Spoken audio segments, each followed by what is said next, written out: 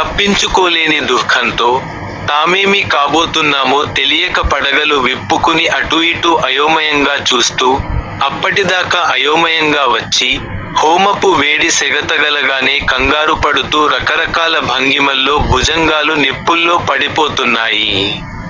నల్లవి, తెల్లవి, నీలానివి, బంగారు రంగువి, ముసిలిని, పడుచువి, పసిని, ప్రౌఢత గలవి రకరకాల కూతలతో ఈడుతూ వచ్చి యజ్ఞగుండంలో పడిపోతున్నాయి. ఏనుగు తొండాల వంటివి, ఏనుగులంత శరీరాలు కలిగినవి, పొట్లకాయల వలె సన్నటివి, చిన్నవి, యోజనాల పొడుగైనవి కూడా మంత్రబద్ధాలై అనూహ్య విధంగా అగ్నిలో ఆహుతులైపోతున్నాయి. అవి కాలుతున్న చప్పుడు, వాటి వస, మెదడులు కాలడం వల్ల వస్తున్న వాసన, రంగులు మారుతున్న హోమధూమాల